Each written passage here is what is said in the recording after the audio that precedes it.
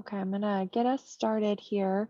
So good afternoon, everyone. Welcome to this NOFO Bidders Conference for the Future Energy Jobs Act Multicultural Jobs Program Notice of Funding Opportunity. Thank you for joining us this afternoon. We appreciate your time. A couple of housekeeping items before we get started. This session is being recorded and it will be posted on Illinois WorkNet's website following the session. So if you know somebody or you need to refer back to any of this information, you will have access to do so. We have turned on the live closed captioning for your accessibility or note-taking purposes. So feel free to turn that on your Zoom toolbar. And then we are on the Zoom webinar platform. So that means that you as an attendee do not have the capability to unmute yourself. And so we ask that you ask any questions or make any comments or concerns in the chat, and we will address those following the presentation. Any questions that we do not have the answers to right away or that we need to circle back to, we will save the chat and then we can always put out an FAQ if needed. And I believe that's all the information that I have. Feel free to reach out to me via the chat individually if you have any tech issues during the session. But I'm going to hand it off to Kenneth to start the presentation. Thank you, Kirsten. Good morning, everybody. Good afternoon, everybody. I'm Kenneth Williams, working with the Special Populations Project for the Department of Commerce and Economic Opportunity, Office of Employment and Training. Also online with us today, we have two other staff members who will introduce themselves. My name is Shannon Hampton. I also work for OET as a grant manager. Good afternoon. My name is Josh Coons. I'm a grant manager as well for our formula grants, but I'll be coming to you today as our fiscal liaison for the Office of Employment and Training, speaking about the technical requirements. Thank you. On our agenda this afternoon, pretty much what we'll be doing today is just going through the NOFO. This will be recorded, and I want to make sure we reiterate that all questions will be posted and responses posted rather than doing much of a Q&A today. So Kirsten, if we could move forward with the next slides. The agenda for today, we've already done a welcome, and feel free to put yourself in the chat, or please do put yourself in the chat so we know who's online. We'll be covering the program authorization and objectives, the design, the technical grant requirements, and again, just that reminder that questions will be posted with responses after the session. So we'll jump right into the meat of everything. Please do put things in the chat if you have questions or tech issues.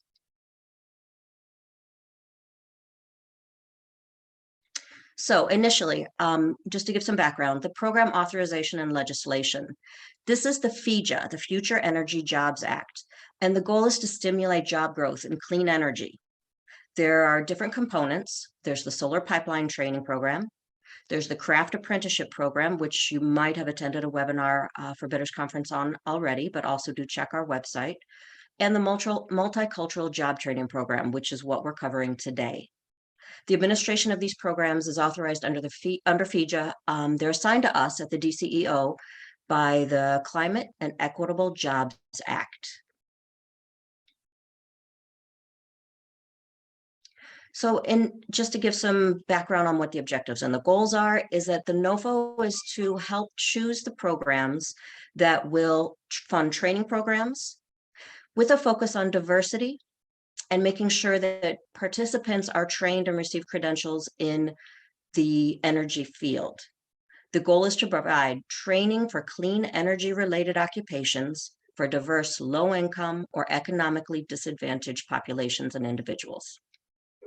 Thanks, Kristen.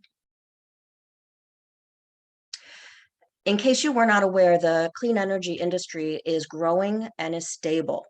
In general, Illinois in particular has seen a job surge of nearly 7% in the second half of 2020, making us high ranking in the state and one of the most prominent clean energy programs in the Midwest.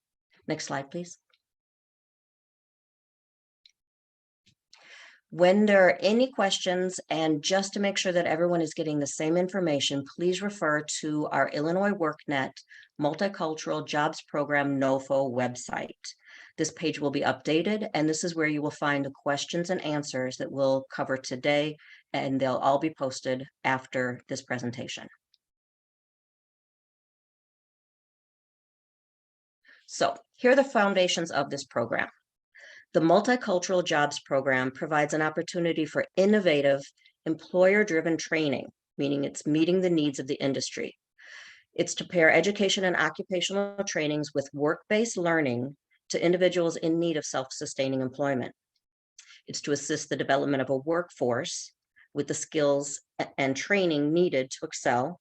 And it also identifies a partnership opportunity within the training programs to make sure that the societal benefits of the funds serve the needs of the community, the industry, and individuals.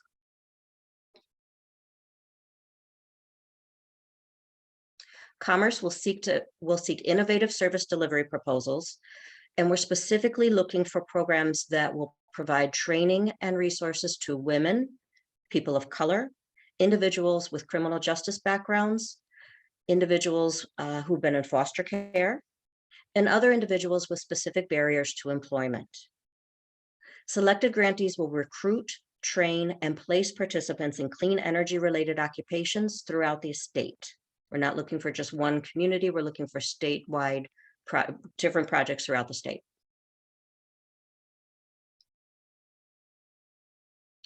Eligible applicants. This is important to make sure that your program is appropriate and eligible for funding. One grant will be funded for each of the following diversity-focused community organizations that have a record of successfully delivering job training. Applicants must choose only one of these 6 categories to apply within.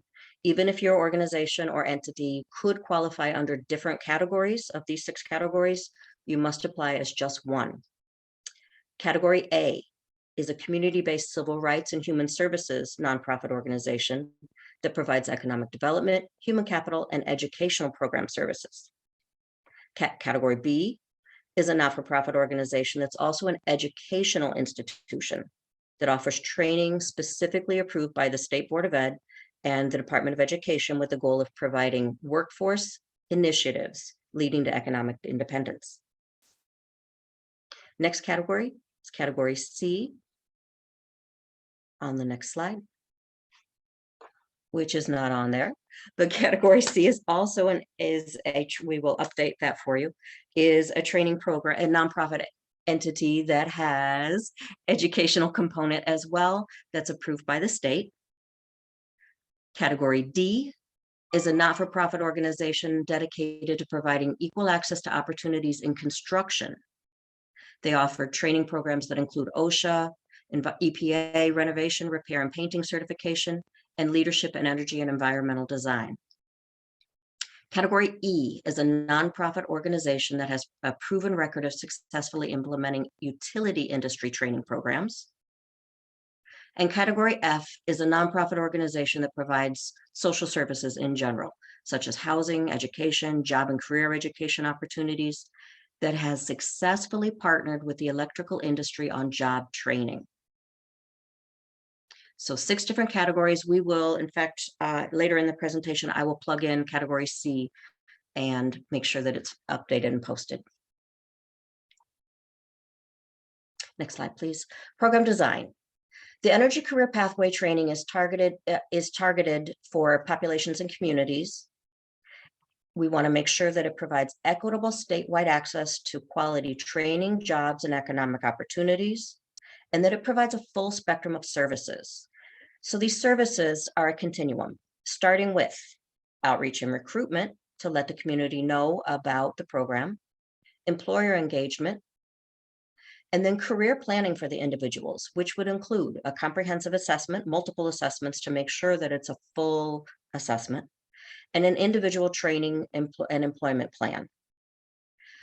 The program design also, as indicated previously, must be about training. On the next slide, we'll talk more about what training is.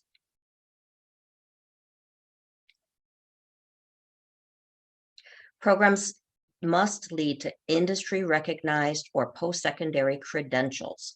They must align with the customer's choice for career pathway. So you take the assessments, make sure that it's a career pathway they're interested in, and that it matches with your training, which provides a credential at the end. Training identified must be consistent with the comprehensive assessment, as we said, and that it provides a work-based learning assist in accelerating an individual's career advancement. Training should include a balance of job readiness, soft skills, and technical hands-on training.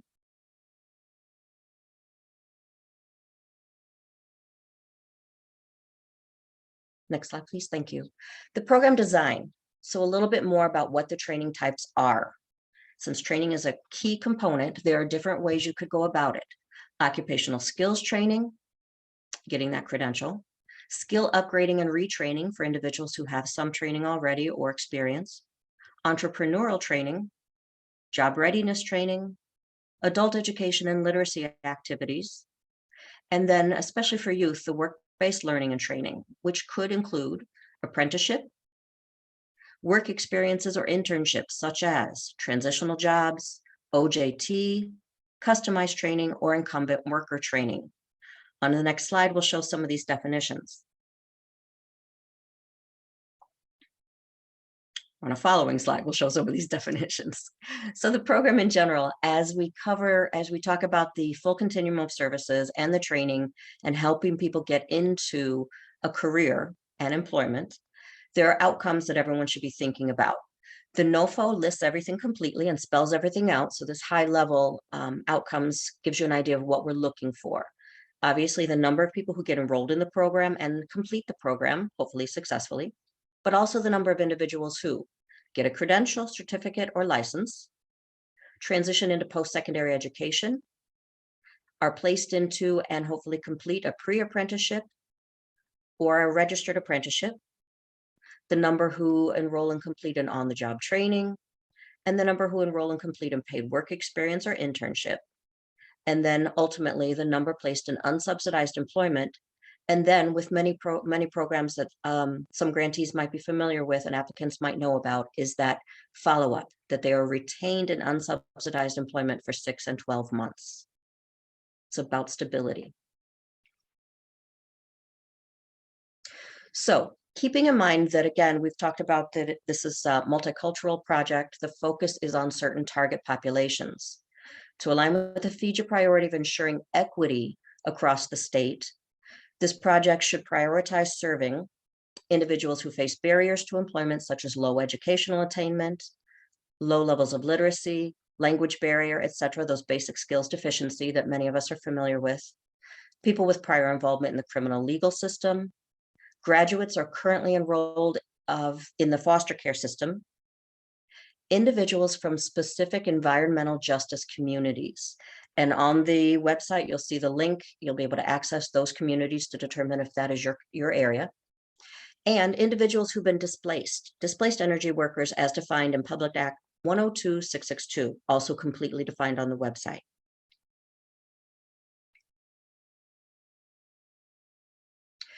The focus of this project does fully align with all of our state workforce goals. Again, with our focus on equity and inclusion.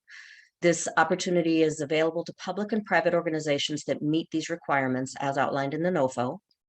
Strong proposals will demonstrate a solid understanding of the state's overarching workforce strategies and goals.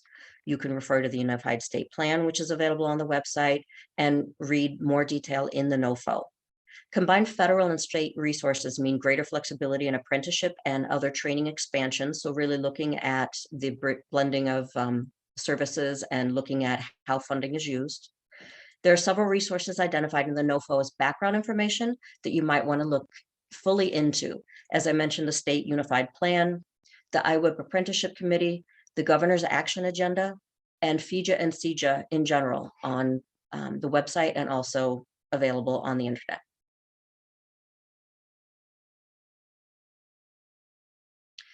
So as we've mentioned many times, the applicants are required to address diversity, inclusion, and equity, as we've focused on in the statewide plan as well. Those include changes in recruitment practices to make sure that DEI is a focus, intentional and inclusive marketing, including using images of women and people of color in marketing tools, addressing discrimination within programs and at workplaces, and offering supports that boost retention and completion, such as childcare, transportation, career counseling, and other barriers that might be identified in your targeted population.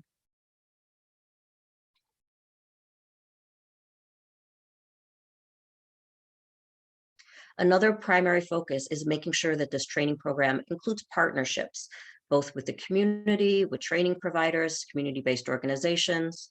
So the development of partnerships should result in the following goals: connecting with businesses that need this training and need workers, to connect with organizations that can facilitate or provide skill upgrade training to these workers. Those entities might be industry and business associations, community colleges, other local partnerships that are unique to your community, local workforce agencies, high schools, unions, and other community partners. Next slide, please.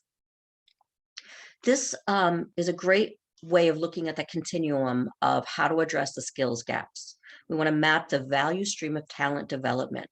You start with making sure that individuals in the community are aware of the career paths. You help individuals explore different careers, help prepare them for their career, do some pre-employment training, such as the job readiness, and certainly including the either post-secondary or the credentialed training. And then the employer takes over and will help with onboarding with the grantee and the project leads, assisting and guiding individuals through this process. Monitoring and making sure that retention is successful and that people feel supported, both the individuals and the employer feel supported in this process to have a successful workforce. Next slide, please.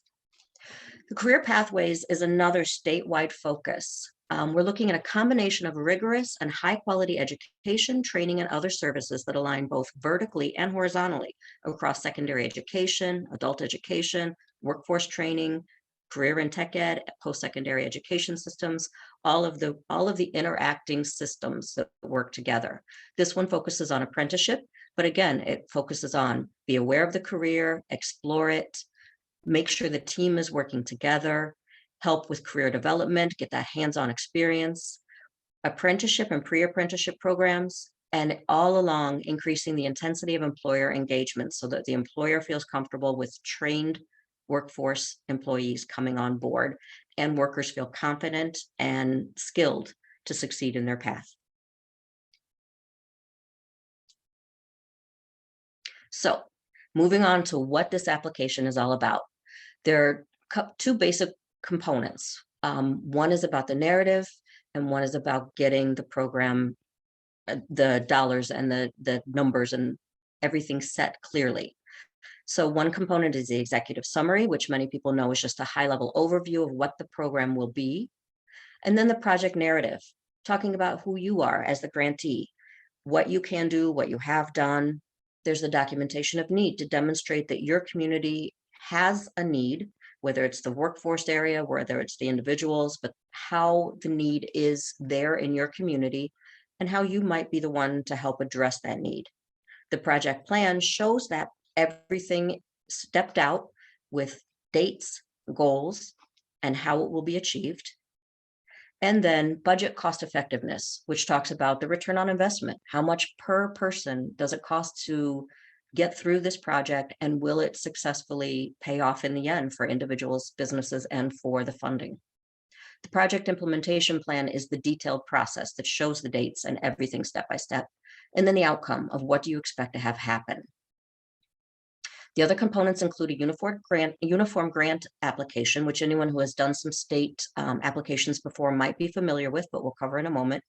Uniform budget, again, which many people are familiar with, and Josh will cover in a moment. The budget narrative, putting into words what the dollars mean.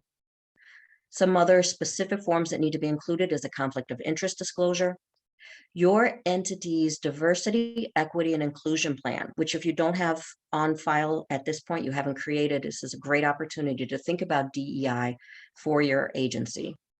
Resumes of key program staff, and then copies of partnerships of anyone that you'll be working with on this training and employment project.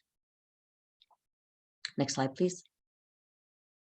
So we'll step right on in. I'll do just a few more slides here talking about the basic submission requirements, which are all posted on the website on the NOFO. We'll cover each of these individually if need be, but they're all listed out step by step. Basic, nothing unusual here with application submission requirements. Standard things will be applied through our smart sheet, and the application due date, June 15th at 5 p.m. I know sometimes people think it's end of day, meaning midnight, but it's 5 p.m. on June 15th, 2022.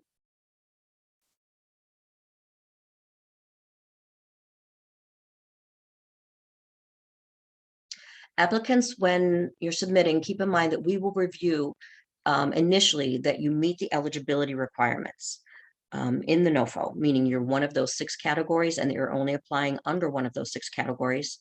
And then during the evaluation process, the review process, there will be, again, this is listed step by step, a percentage of weight for each of the different categories within the application, how much they will weigh into your successful application. Next slide, please. So here's the grant award information. Josh, would you like to step in from here? You want me to keep rolling? Go ahead with this one, and I'll take over after that.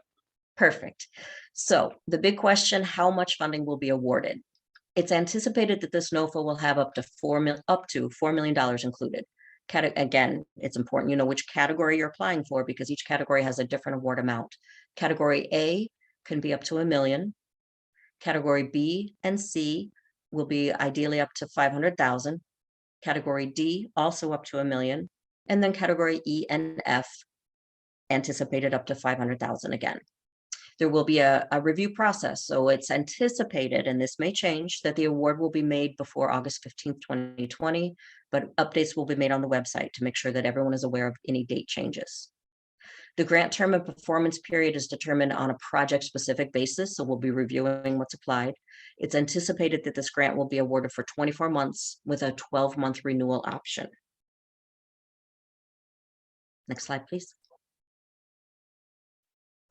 All right, I am going to take over the slide deck real quick. Thank you, Josh.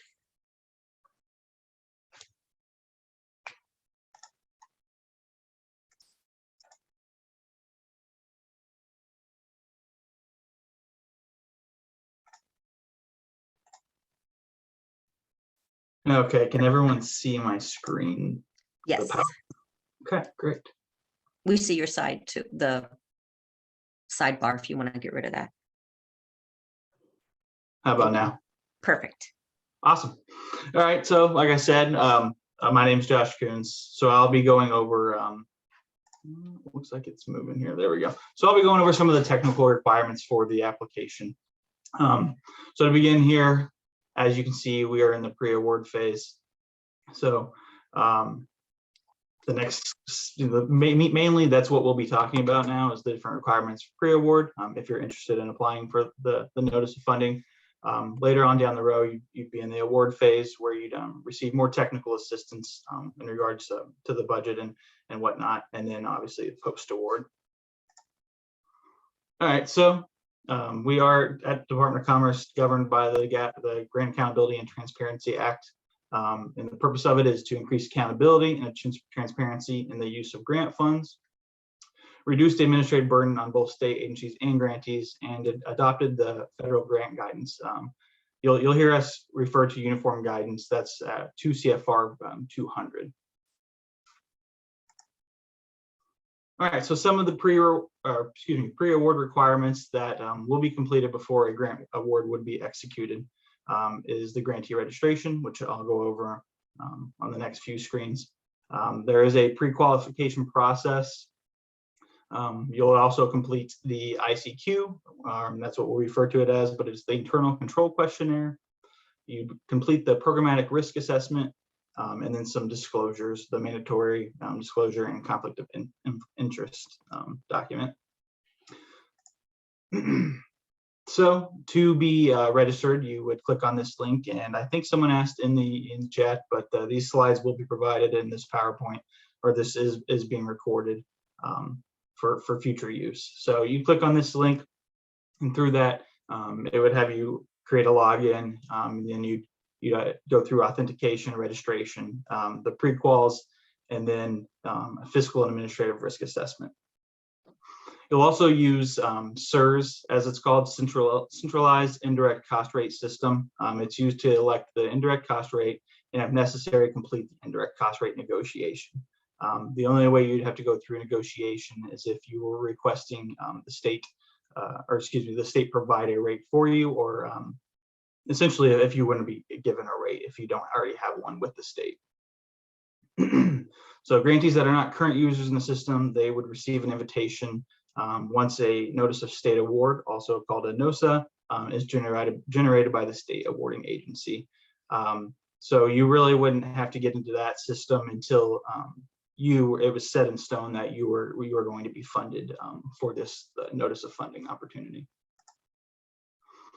All right, so part of the grantee registration, all grantees must be registered through the state of Illinois using illinois.gov authentication portal. And a personal or business email is required to establish that account. Grantee registration is completed by browsing at this website here and associating your illinois.gov with your account with your organization. And once you complete that registration, it triggers the pre-qualification process. All right, so part of the pre-qualification process includes verifying your unique entity identifier. That number, which we call a UEI, was recently actually replaced the DUNS number, the Dun and Bradstreet number. So that is the number moving forward that we will use on applications and budgets. And I believe if you had a current sam.gov account where you had a DUNS number, you were issued a UEI. So if you were to log into sam.gov, you would be able to find that UEI number for yourself, for your organization. The other requirements to be considered pre-qualified is good standing with the Secretary of State. You're not on any federal excluded parties lists, not on the Illinois Stop Payment list, and not on the DH or the Department of Family Services Provider Sanction list. So if there are no issues with your pre-qualification, the GATA portal will send you an email that communicates that you're in a qualified status. That can change overnight. So that's not something that once you're done, you'd be good for the life of the grant. You do have to stay pre-qualified to receive cash payments for your grant or anything along those lines. If there are issues with the GATA portal, for example, your DUNS number is not current or your SAM cage code is not current, those are just typical things that we see that could prevent you from, could be putting you at risk of not being able to receive reimbursement for grants until that's taken care of. All right, so going over the ICQ. So it is automated. Once you register in the portal, you'll actually have access to do the ICQ. It's completed on an annual basis by a grantee, and it's done at the entity-wide level. So let's just keep that in mind when you are completing that. And all state agencies will utilize the results of the ICQ. So if you've applied for another opportunity with another grant, or excuse me, with another organization, you should be able to. It keeps changing on me here. Your results will transfer over to us as well. So the programmatic risk assessment is conducted to an awarding agency in the application process. So this one's more tailored to the notice of funding. So some of the questions will be different than maybe something you've seen in the past. But both of the ICQ and the PRA, they determine they're our two risk assessments that we use, and they determine if your grant conditions will have anything specific or any required monitoring or anything along those lines that would be part of the grant agreement. All right, so moving on to your indirect cost rate options. An indirect cost rate is a device used for determining the appropriate amount of indirect costs each program should bear. An indirect cost rate is a ratio between the total indirect expenses and some direct cost base. So the options you'll have for this notice of funding for an indirect cost rate are listed here. So If you have a current federal negotiated indirect cost rate, you would be able to use that rate. If you would like to receive a new negotiation with the state of Illinois, you could also do that once you were deemed part of the awarding or grantees. You can also use the 10% de minimis, which is the rate of, or excuse me, it's a MTDC, modified total direct costs. Then you would not have any approvals necessary for that. That which is just given the 10%. And then you could also elect to not take any indirect costs. All right, so like I said, you'll use the SERS system once you if you were given the opportunity, or if you were being told that you were funded. And on there they do have different FAQs and training modules that could help you. And I'm actually going to leave the PowerPoint here so I can show you. All right, so on here, this is just part of the GATA portal. There is a resource library. There's grantee links, so you can see the pre-award requirements. There's indirect cost training. And one thing I will show you here is that you can actually through here look at active grant programs. So you can look through for our agency, which is 420 or Department of Commerce. And then you could scroll to the Future Energy Jobs Act Multicultural Jobs Program. And then it just gives more details. And you can click even further into this, and it has a PDF here. So just wanted to show that to you all. This is definitely a resource that I would use.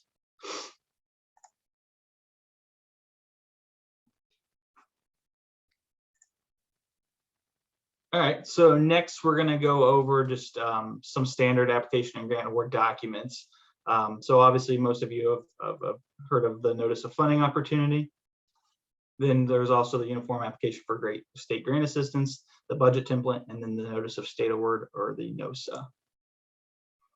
Before I go into that, I'm going to actually pass it to Kenneth, who's going to speak more about some of the programmatic language that's in here. So Kenneth, if you'd like to. So basically, before we even get to reviewing things, you as the applicant really need to think about what you're writing in your proposal. We need to really hear from your narrative, and then also from things such as your budget and your plan, who you are. How do you engage with the target population? Do you have experience with them? Do you have experience in the community? Do you have experience with a different targeted community or population and you're expanding? So what are your qualifications? What have you done in the past, and what are your accomplishments? Ideally reflecting how you've worked with this targeted population and this industry in the past. Who are your partners? If you have a weakness, or if you have something that you're not the greatest at, does your partner excel? And that would show a strong relationship that they have the qualifications. Tell us about your organization in general, in other words. Tell us any similar projects you've done. And talk about the qualifications of the individual staff members who will be carrying out the programs. We recognize that some applications, you don't have the staff in place, but if you do, and you know who within your organization or within your group might be working with the program, tell us about them and why they will be someone who would help the project, the individuals, and the industry succeed. So also list any facilities, equipment, or resources available to the project and where they come from. So this may seem that we're strange that we're putting this applicant capacity within the section talking about the fiscal and talking about the application process, but we really hope that you understand that the budget reflects in numbers what the project is, and hearing all of this information should fit and make sense with the budget. They should line up together so we understand who you are, who the targeted population is, what the project is, and what that means in terms of success and also in terms of dollars.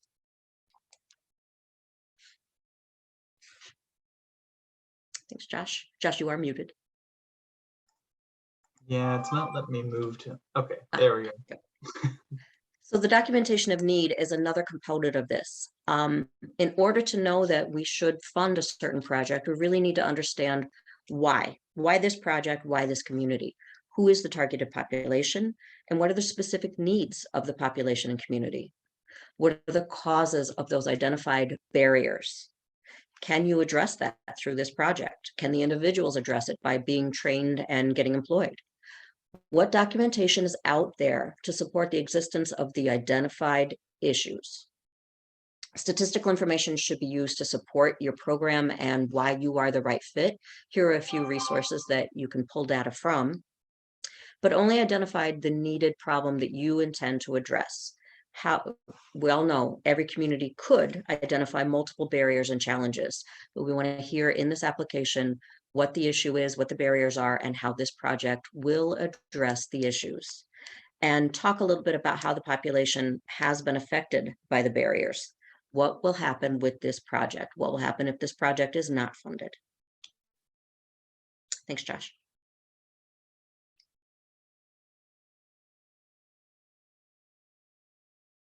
Operational plan. Talking more about what's your solution. I said a minute ago, how will this specific project address the barriers and make things better? Does your plan of action really address the issue? And what steps you need to take? How long will it take? And who's responsible for each one of those steps? So in the plan, you'll explain the project goal and what steps are needed to take in order to get there successfully. Those measurable objectives are critical, the smarter goals. And how will the project outcomes identified, how will they benefit the targeted population? Also, you need to make sure we understand how the project will be managed. It may be great to hear you have this great idea, how the training program will help the community, help the industry, help individuals, but who will be overseeing it to make sure that it continues to thrive and succeed? We really want to hear that the objectives are tied back to the identified need or problem and show that they are connected and that the project will address the issues and make things better.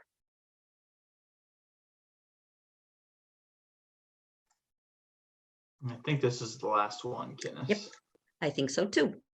So looking at the outcomes, earlier we talked about the outcomes are really focused on number of people enrolled, number of people succeeding, and then that follow-up of employment. So you need to be able to show in your plan that the project has the support of the individuals it's supporting. So does the target population really agree that this is the right path? And you need to be able to show that those individuals, the targeted individuals, engage and succeed. You need to be able to show that you've considered the need and the problem from all the different angles, not just from your agency side, not just from our side as the funder or the industry side, or just the individual side, but from all of the areas, and show that you are aware of and have considered all of the other available resources. In general, making sure that you know how it will be evaluated, how that management piece will continue, and making sure that things get better. If we find a glitch, or if you find a glitch, how will it be addressed? And also, how will this project continue after the funding expires? Will there be a structure or a system in place that would be able to continue to serve the individuals, the community, and the industry? All right, thank you, Kenneth. So Thank you. the first, yeah, no problem. So the first portion of the application that you would be submitting is the uniform application for state grant assistance. It's pretty common form. I'm sure most of you have seen it. There's a portion for agency information, which is typically filled out. Then there's the applicant completed section and the certification. I will briefly go over to what one for the Department of Commerce looks like. So most of this information, so this actually isn't for this notice of funding, it's for the one that I'm actually a grant manager for the formula grants. But it's the exact same form, just filled out a little differently for the agency portion. So you'll see the agency completed section, the type of application, type of submission, and then there's some information that we will complete in here. And then the applicant completed section, this is the information that you would fill out. So your legal name, common name, your employee identification number, and it still says your DUNS number here. So you will still need to be able to provide that number. But it could end up being that this form actually gets changed to UEI relatively soon. That did change in the last, I think, month and a half. So there's a chance they'll get this application edited to say UEI. But either way, if you go to sam.gov, both numbers should be present. Then I'll just ask some more information here. And then the last part here is the applicant certification. So you'll just click the I agree, you'll fill that out, and then you'll sign and date it. I'm going back to the PowerPoint here. All right, so another form that you'll submit is the uniform budget template. So it's the state of Illinois. It's a standard form, SF 524 federal budget template that most of our grants here at Department of Commerce use. The only requirements, this is very generic, but when budgeting funds, making sure that the costs are allowable, reasonable, and allocable. So those are the three main things that we like to go over. And I don't really want to read slide by slide here, but essentially for allowable costs, there's factors that are affecting the allowability of costs, as being necessary and reasonable for the performance of federal award and being allocable under federal cost principles. And just mainly as long as it can be documented well, then it would follow this guideline in 2 CFR 200. And then reasonable costs. So a cost is reasonable if it's in nature and amount, and it does not exceed that which would be incurred by a prudent person.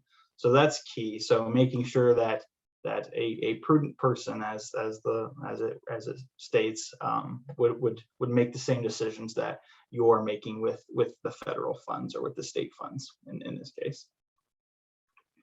And then allocable costs. So a cost is allocable to a particular federal award or other cost objective if the goods or services involved are chargeable and assigned to that federal award or cost objective in accordance with relative benefits.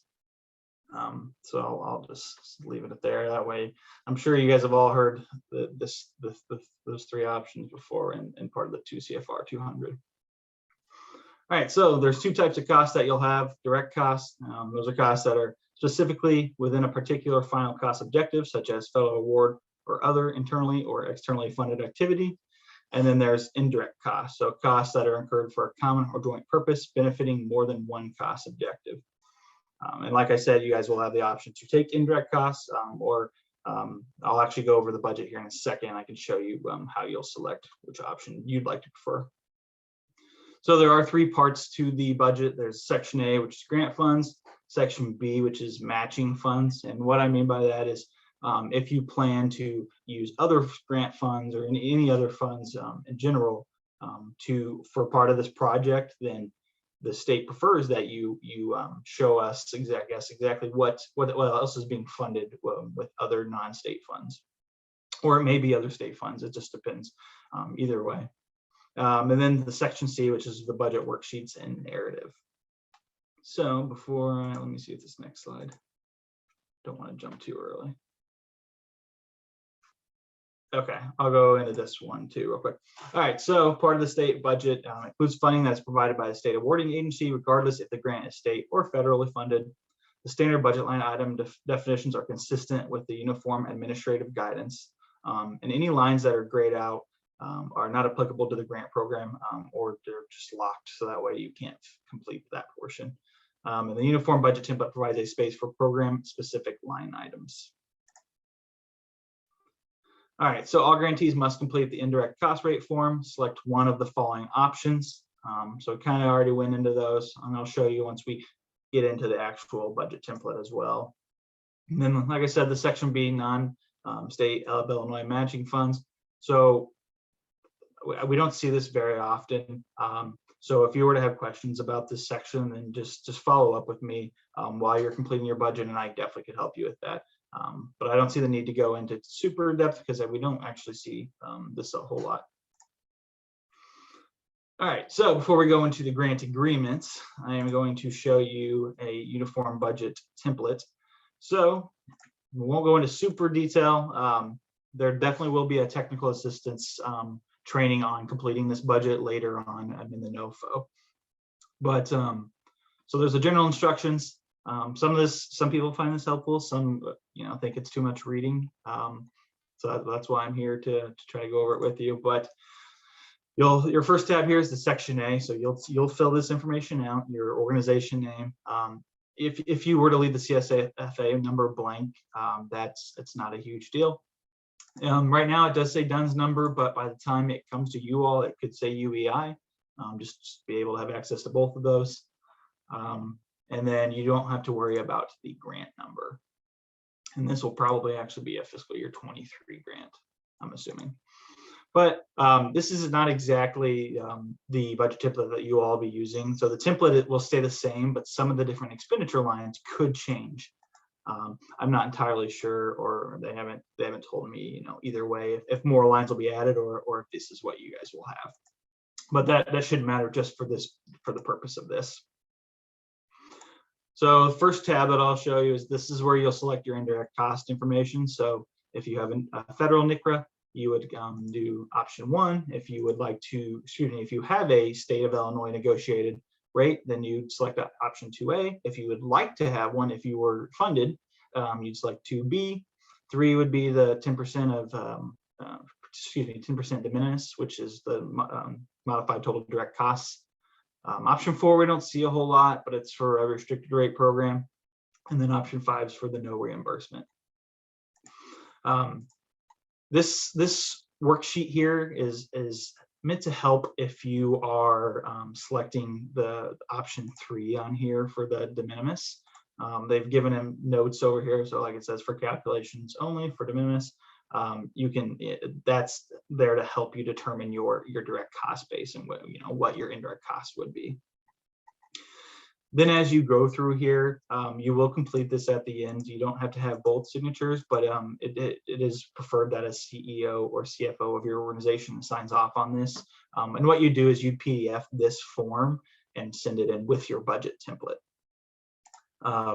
But like you'll see on here, each tab, you'd enter information on here. So your personnel or your salaries and wages for your whoever your counselors or whoever you're hiring or who is going to be helping with the program. You have fringe benefits, and the list does go. There's actually a tab for each one of these. So there are quite a few tabs, and it looks a little scary, but it really isn't that bad. You're just punching in information. See, you don't want to do that. I just drag that, but you're just punching in information in here.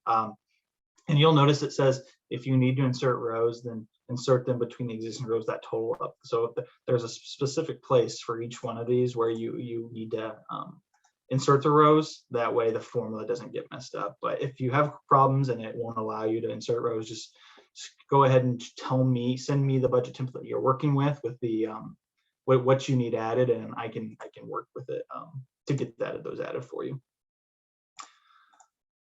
So these are just more section B tabs, or excuse me, section C tabs that you would fill out. That just pretty much your entire budget amount will be in one of these Excel tabs.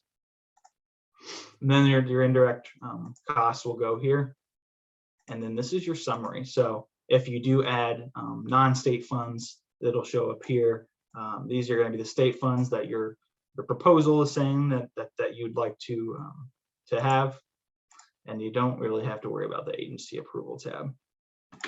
So in the end, whenever you're finished completing these tabs, this number will be filled out, so you'll know your overall grant amount that you're requesting, and then this will show anything that you've input into those tabs will show there. All right. There definitely, you'll probably have questions while you're filling that out, and if you do, just shoot me an email, send me give me a call. Anything that I can do to help you all, I do not mind doing. All right, so we'll go over the grant agreement briefly here. You wouldn't see the grant agreement unless you have been selected as a grantee and you are giving that final sign off to receive those funds. That's the last thing you do before money is actually given to the organization. But part of the grant agreement goes over, there's different parts of it, and I might as well, since I have one here, I will show you all. All right, so there pretty much, just as the PowerPoint was showing, there's different parts of a grant agreement, and it's all canned, so it's all the same. So if I go to Article 11, that should go to,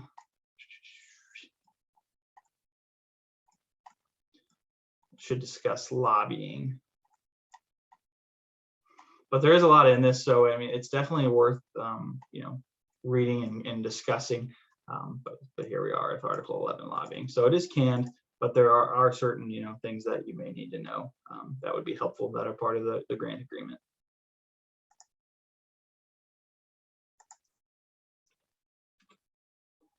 And this just continues on further of things that are required. So there's audit requirements, the financial and performance reporting that would be due quarterly if you were funded, conflict of interest, which you'll fill out a form for that as well.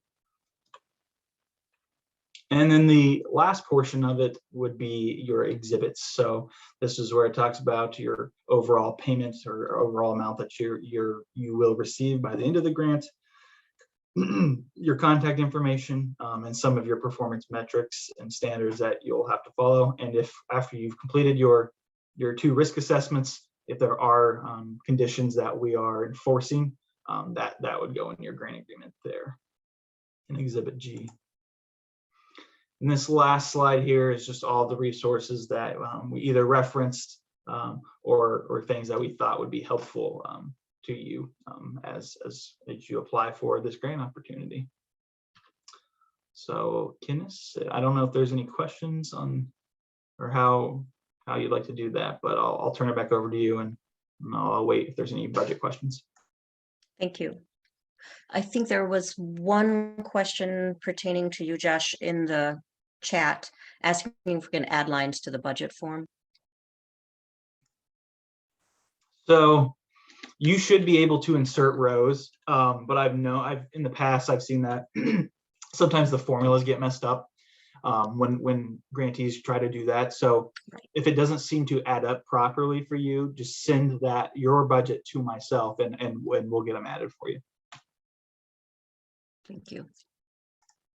So overall, this is a very high-level overview of the Multicultural FIJA NOFO.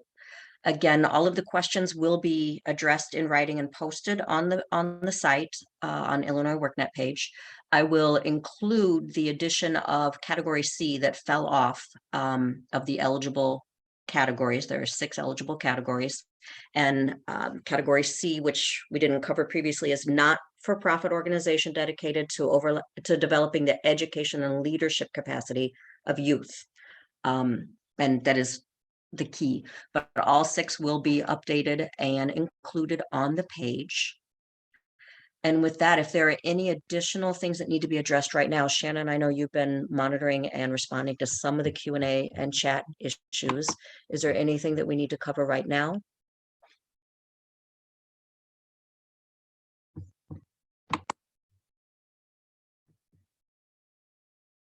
Think.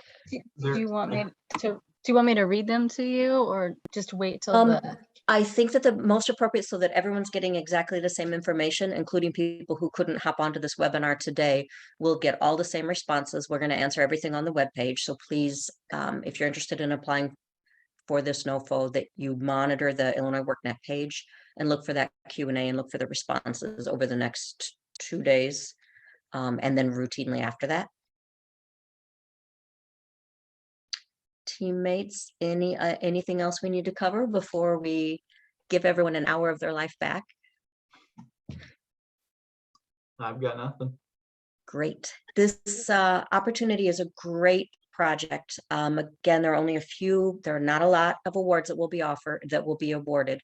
However, we really want to make sure that everyone who does apply is using this as an opportunity to think about your DEI at your agency, to think about how individuals, communities, and businesses collaborate to strengthen the workforce and to strengthen the community by working individually with customers, with people, to get trained and skilled up and move on into a career path. With that, we thank you all very much, and I think we will be ending for there is one question about the difference between the solar pipeline program. It is similar funding, but they are separate NOFOs. So yes, you could apply for the solar pipeline program and this one separately. Again, that's on the Illinois WorkNet page, so check that out. Thank you. I'm not sure who asked that one. And that one, again, the deadlines are all posted on the NOFOs on the webpage. Thank you. Okay, Thank you all for joining us today. We look forward to seeing your applications. This will be posted, the recording and the slides. I know some of us are visual instead of oral. So let's look forward to your applications in the future, and thank you.